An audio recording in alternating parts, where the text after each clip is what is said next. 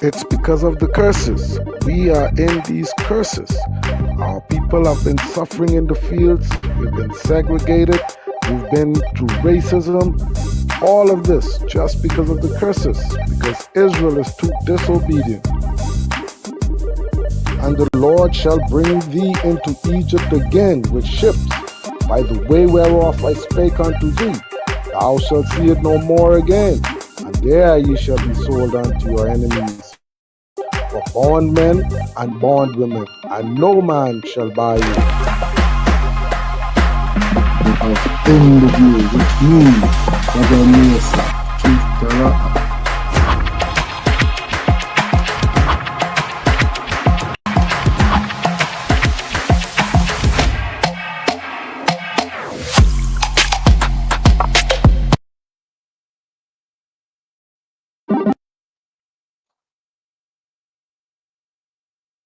Hey, shalom, shalom, Israel, Most High in Christ bless, and welcome to the show. Welcome to the show.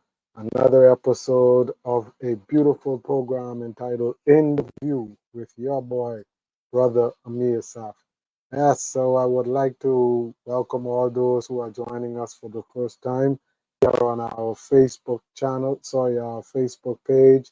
And so tonight is a different venue. We usually do this live on YouTube, but tonight I wanted to try out on Facebook and see how it works out. You know, to give all you brothers and sisters out there a touch of the show to see what you think, how the viewers would accept or how they would respond to the show. And so, if you brothers and sisters out there have any, well, we don't want opinions, we want reviews, reviews as to how you think we can better the program, what would help us to tweak some of the downsides to the show, and, other insightful ideas that would help us to better present the show. Okay, as I say, not your opinions as to what you think you would do, but what would be best to help promote the show, to help bring a better presentation, to help to allow us to better uh, deal with the audio or the video, those type of points that you would share with us. And also, if you have some information you'd like to share about the topic of tonight, by the way, which is, as most of you can see, the Tuskegee, well, I call it project, because it was indeed a project that was worked on in the Black global community, okay, not just the Americas, but in the Black global community. And Tuskegee, well, let me not get too deep into it. First off, let's just say that in the Black global community. All right. So tonight I'm going to share some pics, I'm going to share some videos, and I'm going to share some audio content. So to better enlighten us, on what exactly it is that the Tuskegee, and it was termed Tuskegee experiment. All right, but as I said, I call it the Tuskegee project. I'm not too familiar. Maybe that was a movie at some point. Why that name stuck into my head, I'm not too sure. But yeah, I like the sound of it, and it represents exactly the agenda that was posed with the experiment itself. It was a project that they had made, okay, to um, try to destroy the so-called black man. All right, that was the purpose of it, to try to destroy the so-called black man with experimental bioengineered drugs, okay, in the form of diseases. And why I say diseases, because like I said, I am not just of the idea that they did this solely in Tuskegee, America. You know, before the whistleblower had blown the whistle, maybe they would have done this elsewhere. But indeed, we know they did it in other impoverished countries, such as in the Caribbean, and definitely over there in Africa. Okay, so that's why I say this was a global phenomenon that took place, not just there in America. Okay, so let's get to it. So the first thing I want to do is I'm going to speak on the Tuskegee project itself. What happened here?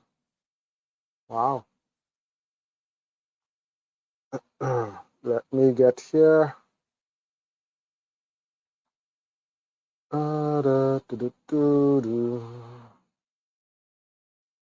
Okay, so I had some notes here, so let me get to my notes.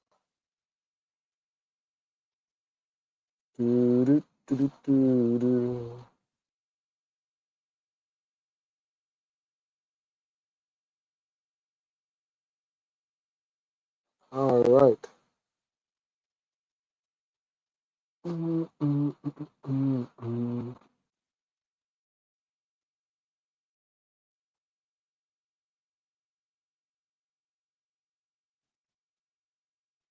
Okay.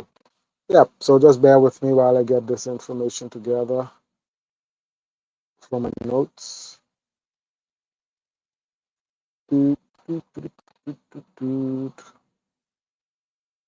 I intended to make this video a half hour, but maybe if we just take longer than a half hour. Who knows? We will see. We will see. What's going on here?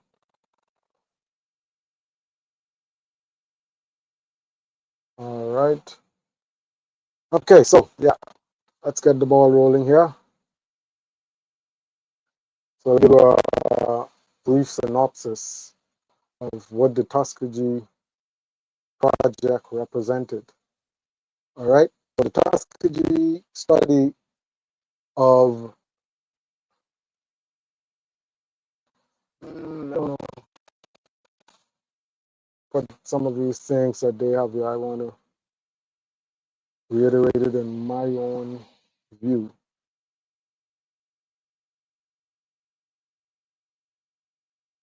Mm,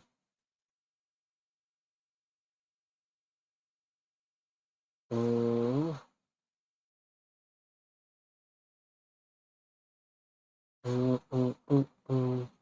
Yeah, so I'm just trying to get the right notes together before I give you any misinformation. Okay. All right. So let's get at it.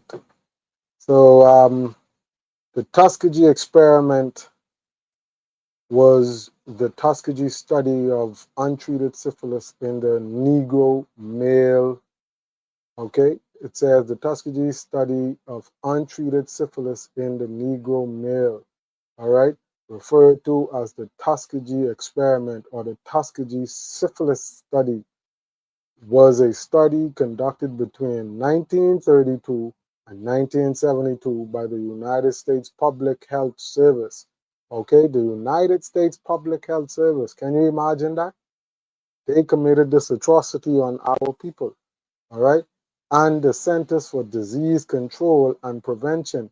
And you see the Centers for Disease Control and Prevention. And the funny thing of it is, those two organizations, they would have been the organizations which would have conducted these experiments. And the persons whom were involved in the forefront of conducting these experiments, they themselves, after conducting these experiments, all these unethical, unlawful, and what's it, cooperative experiments, okay, they became the controllers, the bosses, or the leaders of these two government facilities, which were the organizations that were the parties behind the experiment itself. So it doesn't seem as if, well, not doesn't, it is that these persons were not punished to any degree. If anything, they were promoted, okay, or heralded as being some great practitioners of medicine or for science. Despite all the death and all the carnage and all the suffering they caused, these guys were promoted without any penalty or any lawful retribution. Okay, but we're going to read into that. So let's continue on here. So it says, and the Center for Disease Control and Prevention on a group of nearly 400 African American men with syphilis, as well as a control group without. So, for the purpose of that exercise, they would have used over 600 so called black men. Okay? The purpose of the study was to observe the effects of the disease when untreated to the point of death and autopsy. So that was their whole purpose. To one, watch the suffering of the infected. Two, infect those who were not infected and see how the disease would spread, how it manifested in the physical forms. And then three, to autopsy the bodies of the persons who were infected and those who they made infected. Okay? You see the wickedness that took place here? So let's read on. It says, although there had been effective treatments to reduce the severity of the disease since the 1920s, the use of penicillin for the treatment of syphilis was widespread as of 1945. So that's telling us these men decided not to use the treatment on these brothers because they wanted to see exactly how the disease worked in the so-called black man, what it did to them, how it affected them, okay, and what it looked like after they would have died. So they withheld a treatment that was available during the time of these experiments. You see, they said penicillin was used from 1920. The experiment started in 1932. So definitely it was intentional what they did. Okay? No apology is necessary because that was intentional. All right, so let's read on. It says the men were not informed of the nature of the study. Not the nature of the study. They were not informed that they had syphilis. They were not informed that they had a cure. They were not informed that they would be infected with the syphilis. Because remember, some had it, but they weren't told what it was, even though these scientists or doctors knew exactly what it was. All right? And then you have those who didn't have it and they were infected with it through these doctors and scientists and were not informed that they were infected with it. Okay? And it says proper treatment was withheld and more than 100 died as a result. Far more than 100. Almost half of the brothers who were in the experiment died. Over 260 something of them. Okay? So that is a brief synopsis of what the Tuskegee experiment, or in my term, the Tuskegee project, was about. Okay? The killing, sorry, not the killing, the intentional murder of over 260 so-called black men just for the furtherance of the ego of the Edomites. All right? The furtherance of the ego of the Edomites. So yes, that was my synopsis on that. And so I'm going to show you a photo of some of the people involved. Okay, let me get that ready.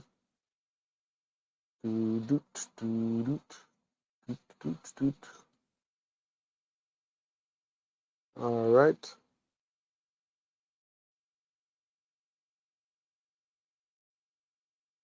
Where is my photo that I want?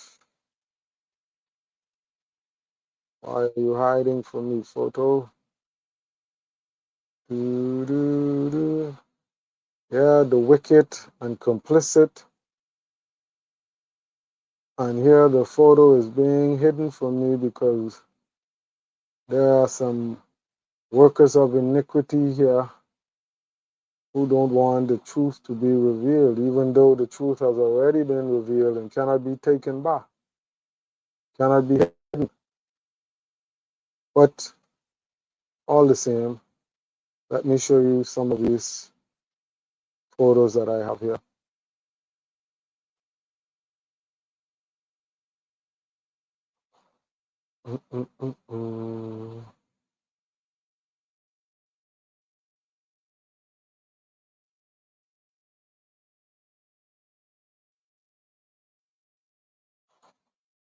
Okay,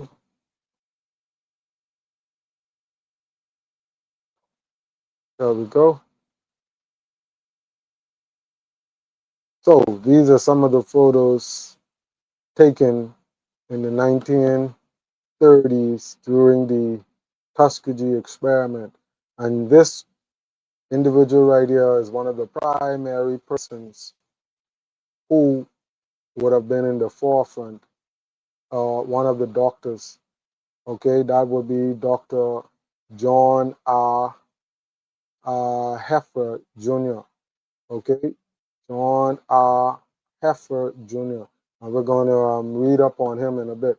Okay, and here we see him administering, well, either he's taking or administering drugs to these brothers during the experiment.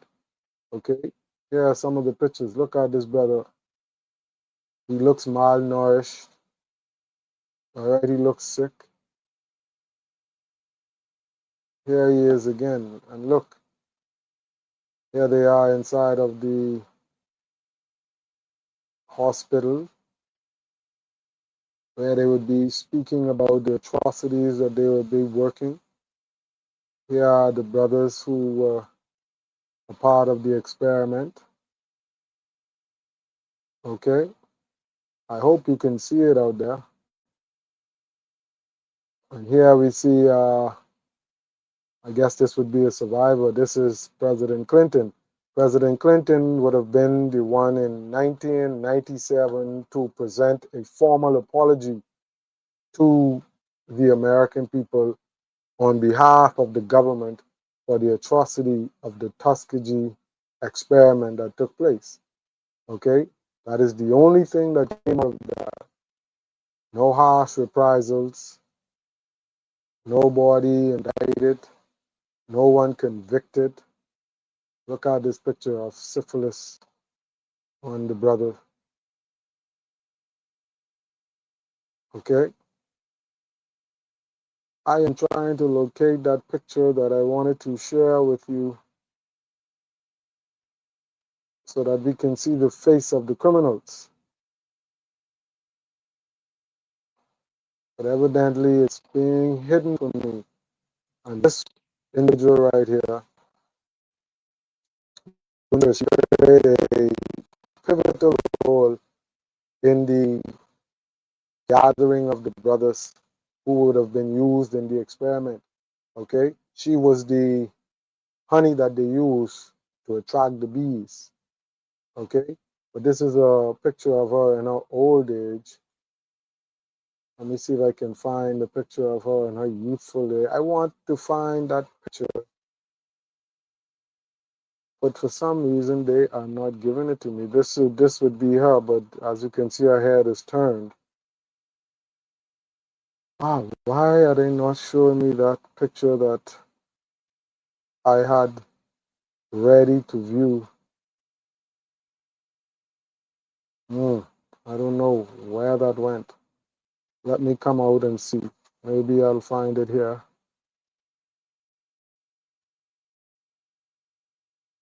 Maybe I would find it. No, no, I don't see it there, but yeah. So those are some of the images, as I said, of the brothers who were in the experiment. Some of the, and this is the primary persons who was involved in the program, directly not treating but infecting the brothers. Okay, I'm trying to find. I don't know what became of that picture, and I wanted to show you viewers that picture so that we can see the faces of the complicit murderers, and I cannot find that picture. Wow, I do not know where that went to. That is uncanny. They don't want to be seen. I really wanted to show that. But anyhow, let's move on. Let's come out of there. All right. Yeah, so that is some photos of the real survivors and some of the persons who would have taken part in the atrocity and would have died as a result of having the infection and also being infected. Okay. And I wanted, as I say, to show that photo, but I don't know for the life of me where that went. Okay, I don't know where that went. But let me see what's happening here. I'm going to go to another view and share the screen, and let's get a little more in-depth information on what took place during the experiment.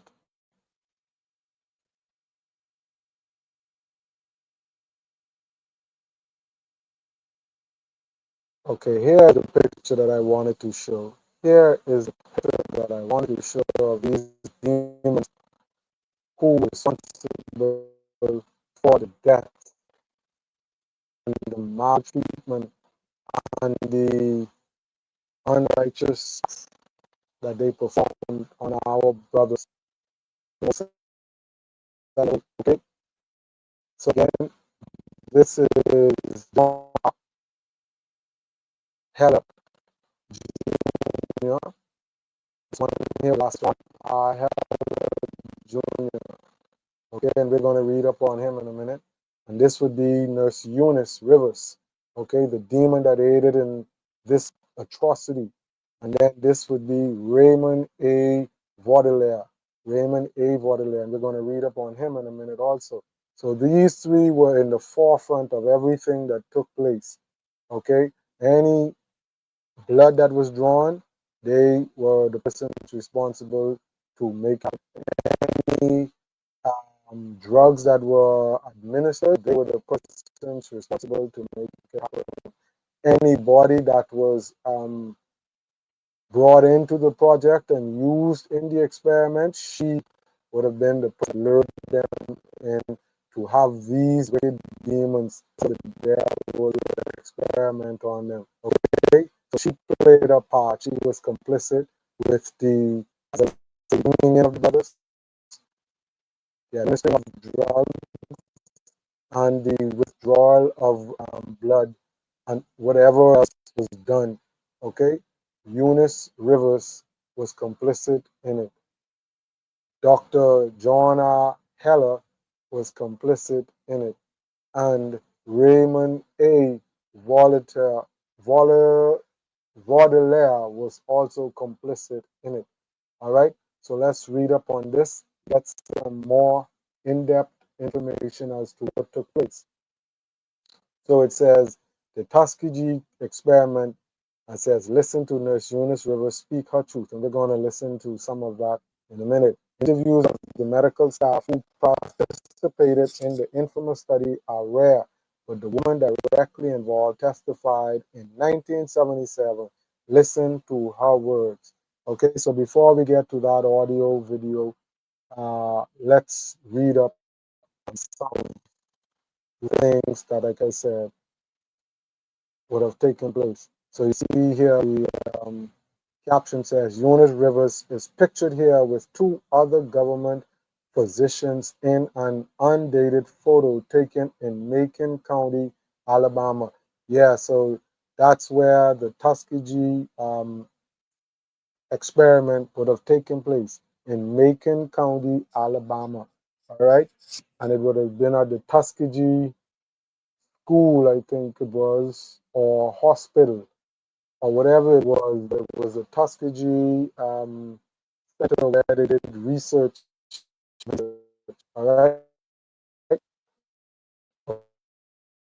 The Tuskegee study of untreated syphilis in the Negro occurred from 1932 to 1972, where doctors deliberately refused to treat black men suffering from the condition. It's viewed as one of the coolest examples of medical experimentation in American history. Can you imagine that? My goodness, one of the coolest examples of medical experimentation on human beings in American 2025. So let me, this was written in 2020. This is 25. This has not updated. So that means nothing has come since this episode of this experiment. Okay, that they call the coolest and harshest experimental, as they say, examples of medical experimentation on human beings in American history. So gruesome it was. We saw the photos. All right.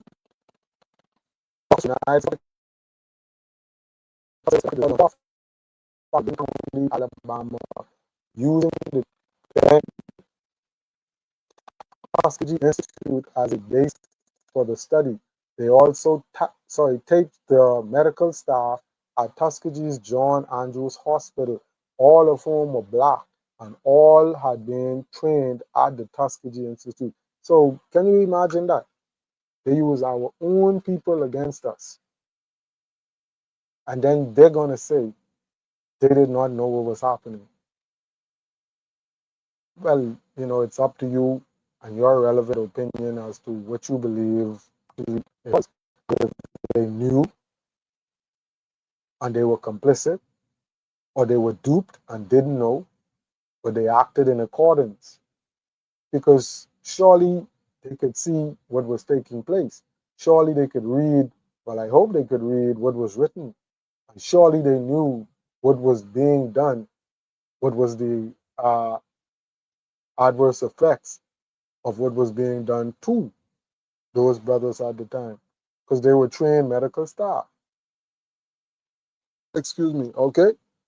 So it is up to your insight and opinion as to whether you believe they were complicit and knew, or they were, as I say, duped and didn't know exactly what the purpose of the experiment was and what was happening. But definitely they knew what was happening, for sure. So let's read on. It says, there have been many viewpoints on the complicity these individuals should own. Yeah, I do agree. They should own, because they were responsible for the deaths of over 260 brothers. Okay? Some say they only participated and expect to share their risks. Exactly. While others agree with the claim that the individuals genuinely thought they were helping get medical care and benefits that these poor black men would otherwise never have had. Okay? Oh, and sorry, let me make it clear. I'm reading an excerpt from BET, okay, BET, and it was by Madison J. Gray on August 1st, 2022, okay? So it's an excerpt from BET, by Madison J. Gray on August 1st, 2022. Let's be clear with that. We don't want any violations or anybody calling us out saying that we spoke things that we had no right or any information about. So this is not our information. It is publicly shared information that I am expressing and sharing with you, the viewers. Okay? And it says, there have been many viewpoints on, okay, I said, despite the backlash that resulted after the Associated on study, the nurse assigned to the care of the man during helping to provide medical checkup also maintained that it was the latter, okay, the latter that did not know was taking place. It was the latter pushed back against criticism. That would be Miss Rips. She was the nurse directly responsible or in charge of these black men helping administer their med checkups. All right, would have been Miss Rivers. Okay, the 1997 film Miss Evers' Boys is based upon Miss Rivers' story, her experience caring for patients, and yet this whole debate continues about just how much she really knew, how she was playing. That's just crazy. BET.com obtained a 1977 audio interview from the Harvard University Schlesinger Library's Black Women Oral History Project, in which Rivers discusses her life and career in nursing. In the dialogue with interviewer A. Lillian Thompson, she discusses her role in the Tuskegee study. All right. She discussed her role in the Tuskegee study, and as I said, I'm going to listen to some of that. But I just wanted to show the faces of the devils that were directly responsible. I wouldn't even say involved, responsible for this dark atrocity. All right. And again, this is John R. Heller. This is Eunice. This is Dr. Raymond A. Baudelaire. Okay. Raymond A. Baudelaire. These three primary persons who were responsible for the atrocity that took place in 1932, between 1932 and 1977, to our brothers who would have suffered gruesomely. Some died, some live with the afflictions that they would have been suffering by the hands of these three individuals. Okay, so let's come out of there. Alrighty, and let's get back to where we need to be. Okay, so as indicated, we're now going to listen to this this audio of the interview with this sister Eunice. All right, so listening.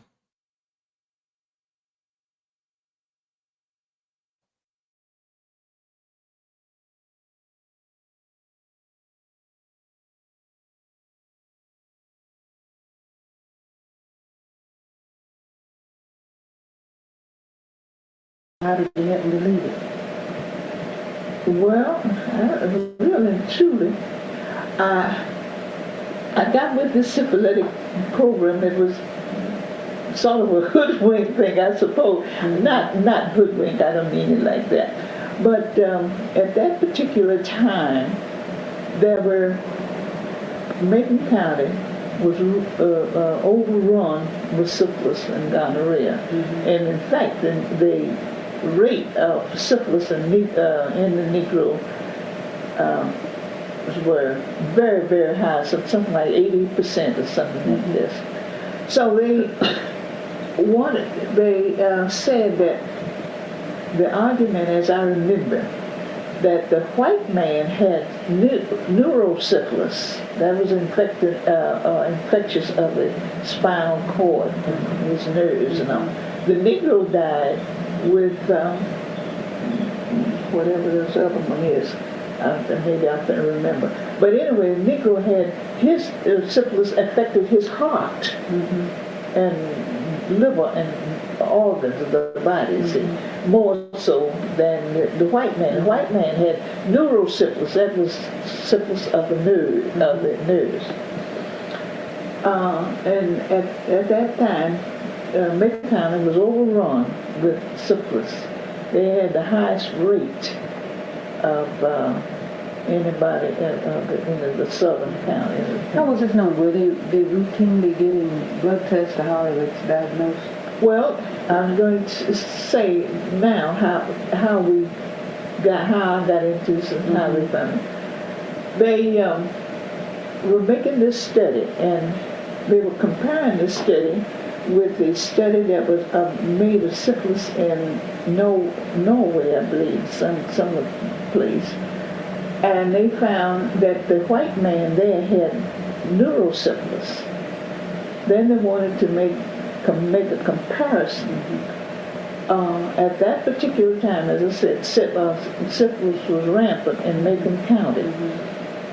And so that, I think Macon County had the highest rate, and of course, at that particular time, among Negroes, it could be. So then they wanted to do this study. So,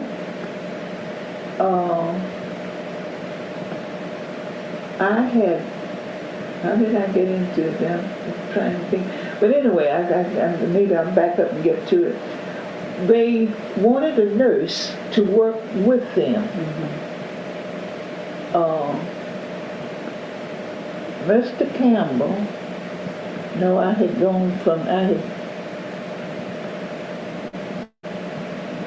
I go from movie school to the middle? Yeah, I guess so. But anyway, Mr. Campbell recommended me to the health department. The health department took me over one, I don't know which one, since I got it. But when these people came from Washington, this is where the study came. Dr. Smith said to me, Nurse Rivers, they want a nurse to work with these people. You see, these people were supposed to be down here only 6 months, and I was supposed to go back to them after the 6 months. And he asked me how would I like to do it. I said, okay. I was just interested. I mean, I wanted to get into everything that I possibly could. So he said, you want to take it? You think it just, I think you'd do good. And I said, yeah, whatever I can do with it. So then they came down from Washington. This group, these doctors came from Washington, and Dr. Winger, I believe, was in charge of the study. And he set up this project. And we went from county to county, went from community to community in Macon County, drawing blood and treating patients, the positive patients under over a certain age that they were getting their treatment. And well, all patients were getting treatment, all of them, except these people who were that were included in the study. Then they did that. Then they decided, and we were equipped. We had this bus that was equipped to go from community to community. It was a regular clinic. Everything, your sterilizing, your preparation, your medicines, and everything was on this bus. And the people would meet us, say here at my house, and 10 or 15 people would be here. This would be one of the centers. We'd stop here and give treatment and draw blood. And so out of that grew the study, this BD study. So then, after we got started with the study, then they employed me. They wanted me to work with them. The people from Washington wanted me to work with them. So that was just up my alley because I wanted to keep. It didn't get monotonous, see. So then Dr. Smith asked me, Nurse Rivers, would you like to work with Dr. Wenger and them on the bus? I said, yeah. He said, I said, what you gonna do, Dr. Smith? What I'm gonna do is Miss Marion and them. They see I was with the state health department. He said, well, and Dr. Wenger was one of these fussicles, just fuss all that. And Dr. Smith said, you about the only one that can get along with him. I said, well, he don't fit me, and he don't make me no difference. I know what I'm doing. I hope he knows what he's doing. I said, don't make any difference to me. He can yell all he wants. I said, I don't even hear him. He said, that's good, Nurse Rose. You're good. I said, I don't even hear him, Dr. Smith. I said, what he's saying? I said, I know I'm doing my work. And that kind of thing. I said, he can rant all he wants to. I said, he'll be the one dying with high blood pressure and not me. We laughed about it. So then, he told me, he said, well, I'll contact Miss Marion in the state health department. I said, okay. So that's how I transferred from them. The state didn't want to leave me, but I insisted. I was tired of them. I wanted to get out of this. So this is how I got into this venereal disease studies and work with it. And that started in 1932.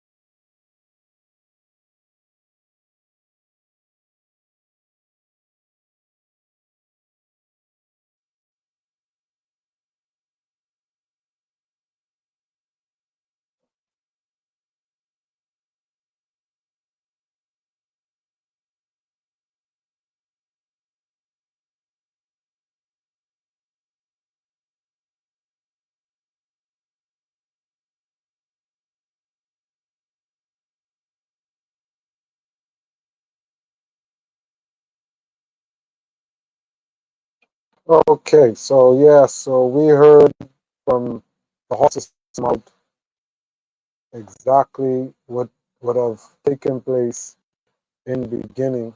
Okay, so yeah, all right, and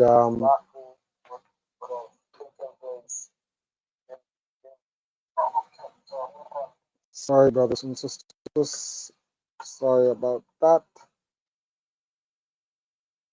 If you were hearing an echo, I do apologize. Yeah, so as I said, we heard exactly what have taken place during the initial onset of the experiment. Okay, so now we're going to get another clip from her regarding what would have taken place.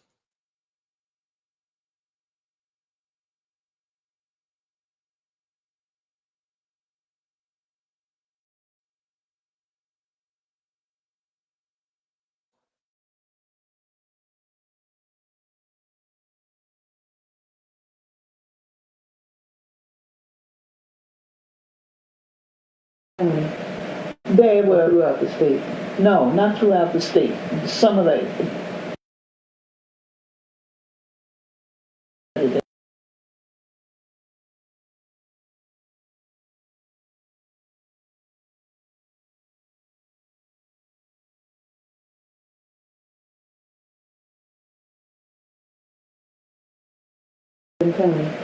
They were throughout the state. No, not throughout the state. Some of the joining counties, we had people who would come over to us on the outsides. I mean, from another county could come in but we didn't go outside of Macon County to hunt patients. If they lived on the border, and they came over, and they were eligible, they became eligible for the study, then they could come on. They would come on and take us. We have had several people up around Auburn, some around Montgomery, and down there.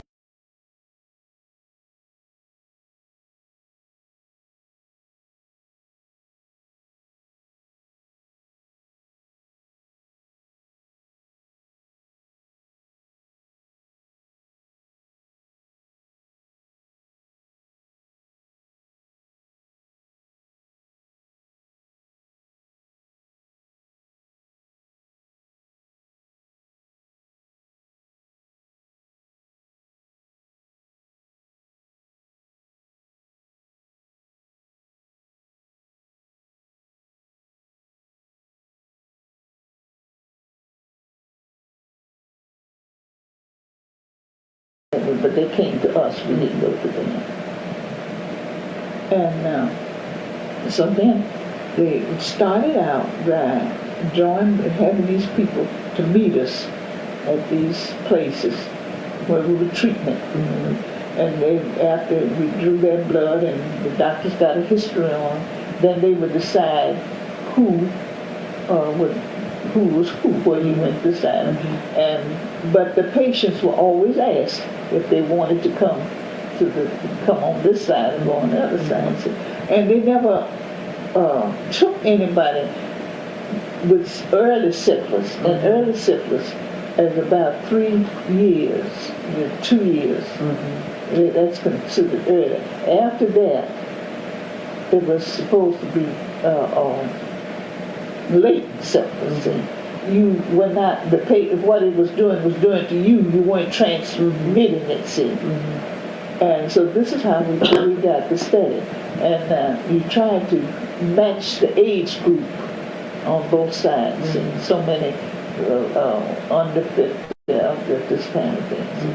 And with the study, the doctors would come down once about every 2 years and spend about 3 or 4 months in the county, visiting, examining, x-raying, and honestly, those people got all kind of examinations and medical care that they never would have gotten. Because I've taken them over to the hospital, and they've had done a GI series on them, a heart, lung, just everything. And it's just impossible for just an ordinary person to get that kind of examinations. Quite a bit has been written about that study in just the last several years. Yes. How do you feel about the types of things that have been written? A lot of things that have been written have been unfair. A lot of things. We did not take cases that were early cases. Syphilis had done its damage with most of the people, see.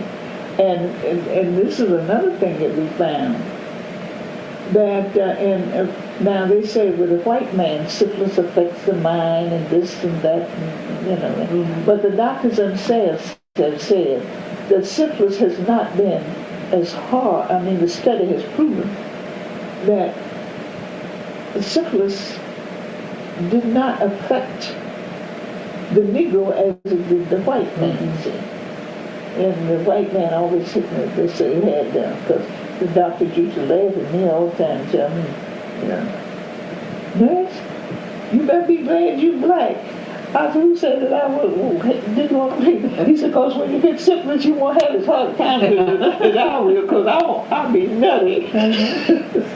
We, just laugh and carry on like that and tease each other. Nurse, I said, you better be glad you didn't get your syphilis ain't neurosyphilis or whatever. So this is the way that it affected the people. And according to the study, they would say there was always a question in their mind. I really don't think they ever, have definitely decided what and how, if it was as bad as had been said. See, this is.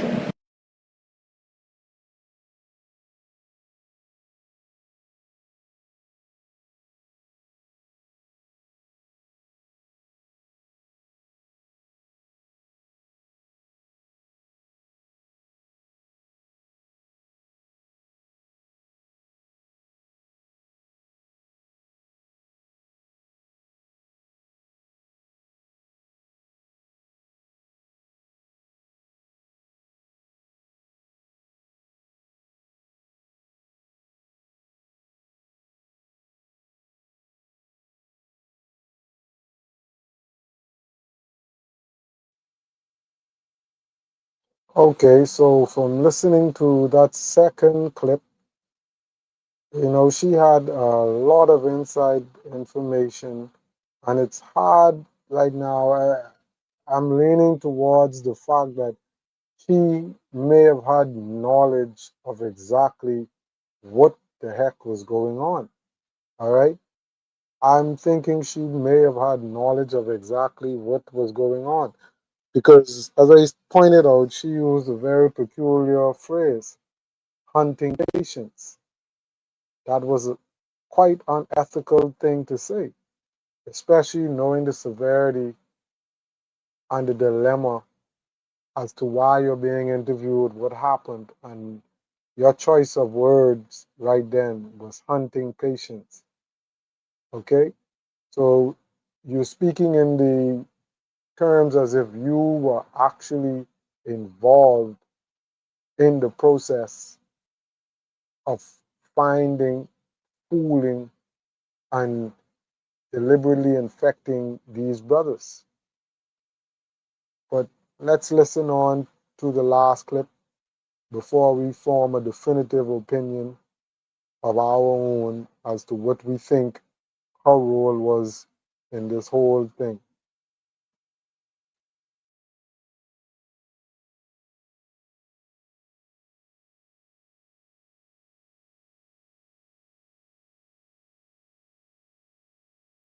Or did you just, this what I'm trying to ask is, your participation with that assignment, when did it terminate, or did it end at the end of the project? How did that come about?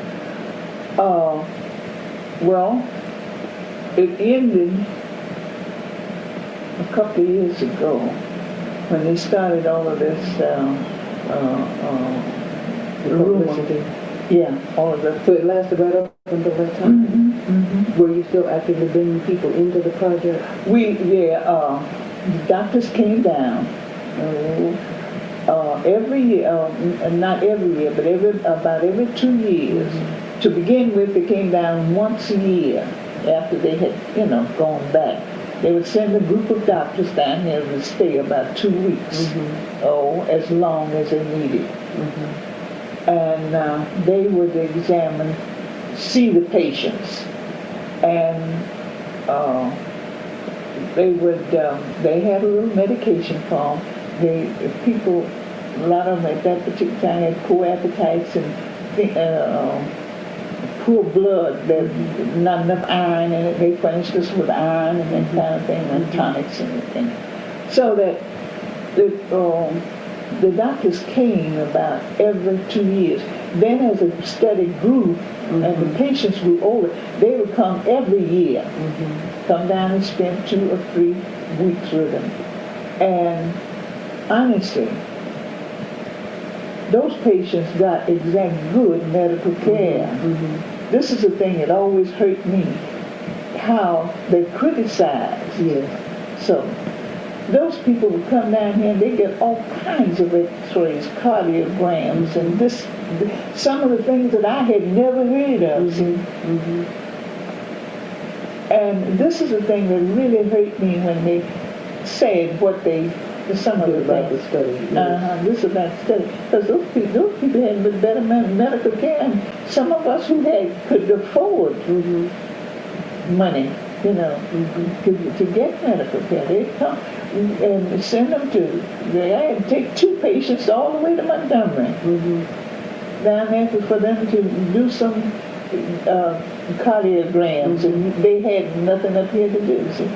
The family's reaction as it relates to you, had they believed the press or had they still maintained their trust No, in they you? blame they love Mr. Rivers. So they understand. Yeah, they I have with all of this that has gone on, I have never heard anyone say anything that was not that was bad about it. And those men who tell the men who come. And the funny thing about it is sometimes they would send these young doctors down, and they would be short, and you know how these young folk. And if they were talking to those patients, saying, "You do so and so or something," like, "Don't, wait, you crazy or something?" And I go in there and get them. That's not. We don't talk to our patients like that. And so they're human. We don't talk to them like that. I said, "I'm sorry." They calm down. And that is typical patients that when Miss Rivers will go in there and tell that white man, stop talking to him. And I had two doctors to apologize. And he said, "Miss Laura said, I didn't mean it like it sound." I guess I was kind of upset. I said, "Well, I said, well, you sounded terrible." I said, "I hope you don't do that anymore." I suppose they're all human, just like us. They won't attack you. I said, I said, if anything happens that you can't get it through here, just call me. I said, "We'll straighten it out." I said, "But don't holler at the man." I said, "These are grown men." I said, "Some of them are old men too." I said, "Don't holler at them."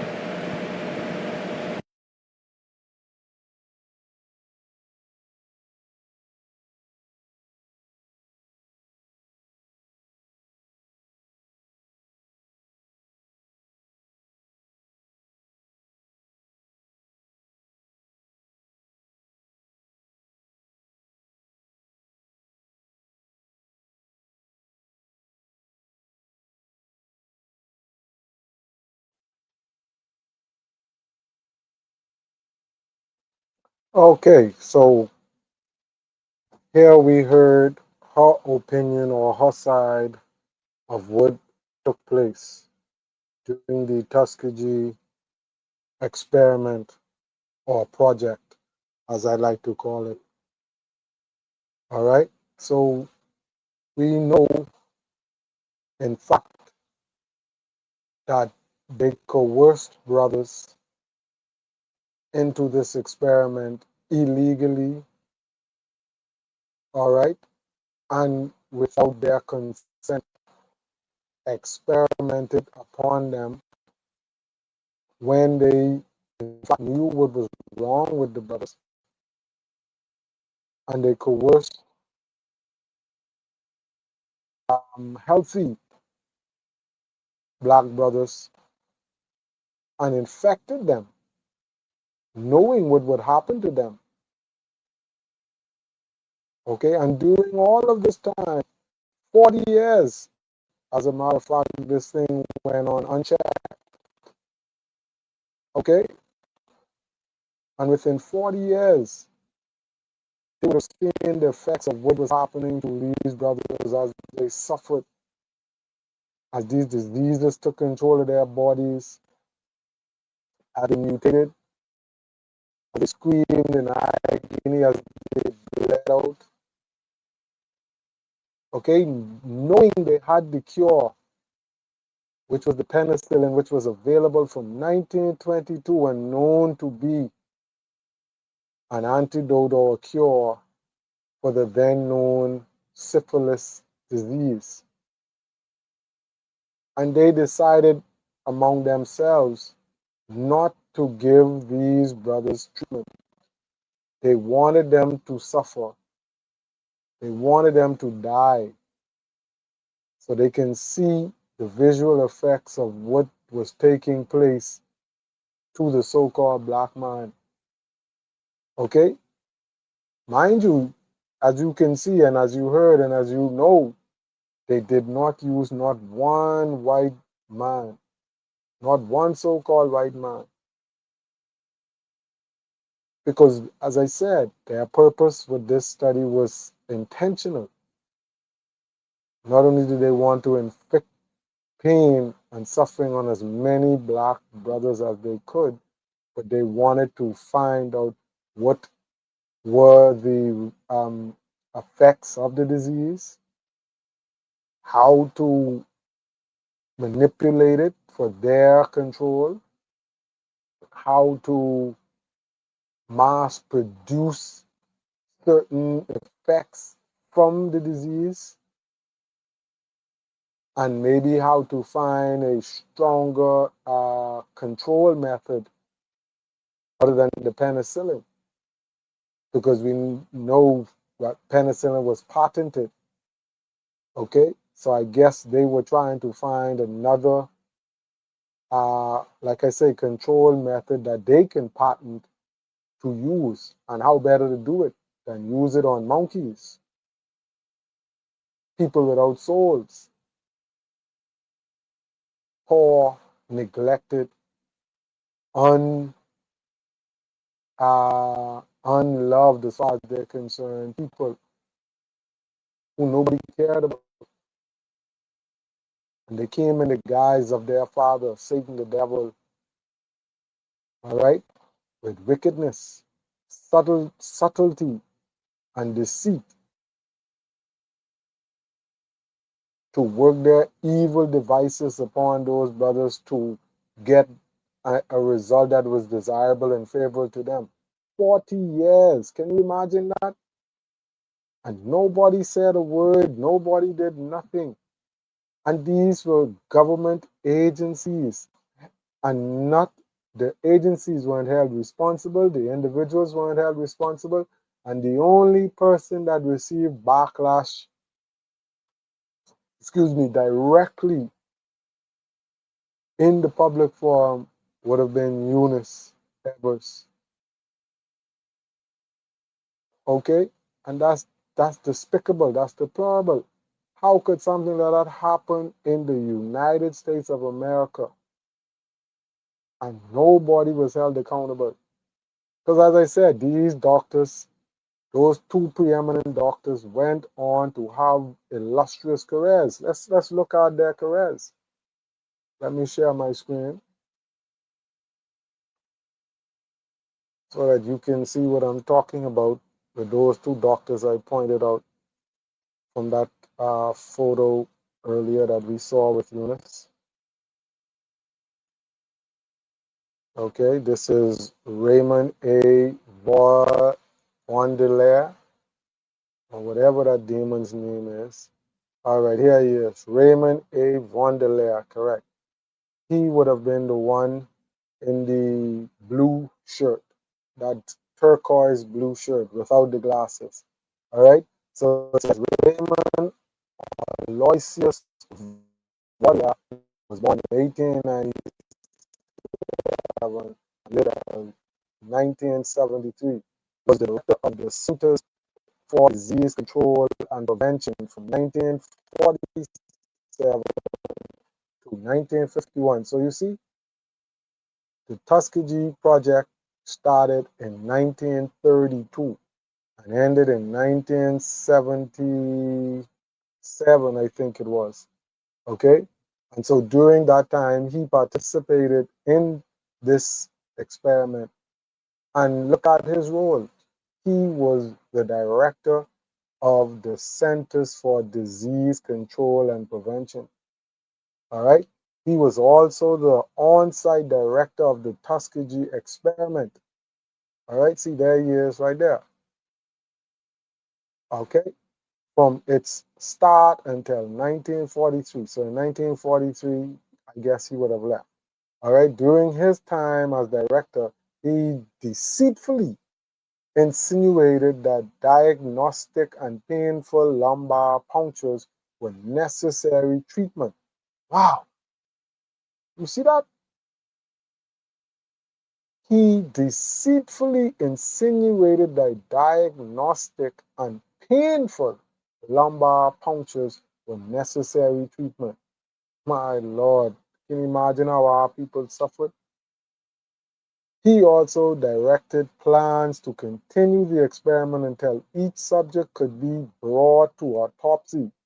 My Lord, by giving the subjects non-effective treatments such as aspirin so that they would continue to believe the purpose of the study was to find a cure for syphilis. Wicked demon from hell. He was also a mentor to John R. Heller Jr. That's the brother, sorry, that's the demon right there who was in the picture with the glasses, who would take over his duties at the Tuskegee experiment after he left. All right. So, yeah, that is the first demon. Okay. That is the first demon. So, let's finish with that. Let's come back. So, you see, that demon, he was very, very wicked and cruel. You see what it said? He knew what he was doing, intentionally and deceitfully putting these brothers to suffer to the point where they would die and that he could experiment on their bodies. My Lord, how wicked could one soul be? So let's take a look at this other demon that was involved in this atrocity with Eunice and with Raymond.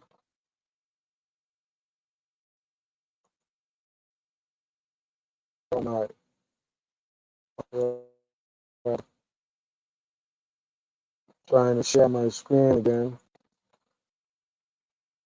so that we can look at this wicked demon.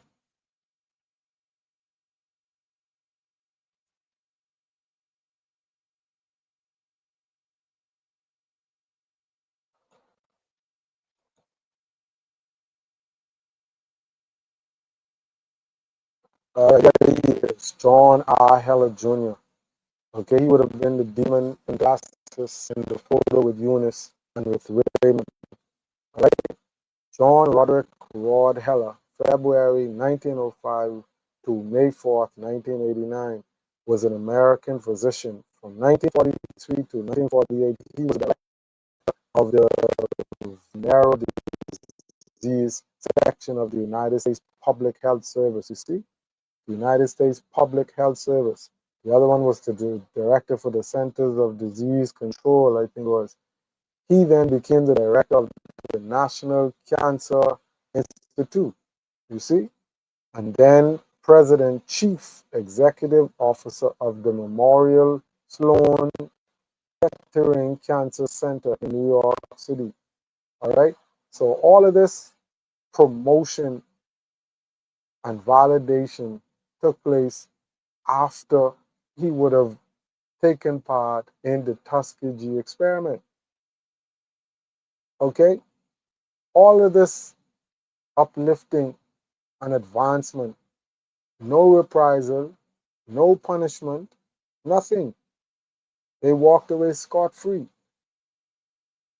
Okay?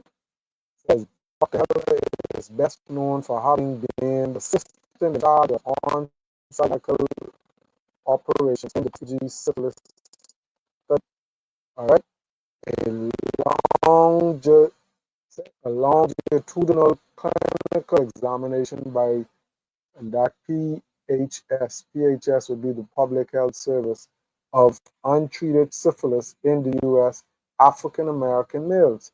Very serious questions of medical ethics have been raised about this study and those involved in it. Very serious ethical questions. What do you mean, very serious ethical questions?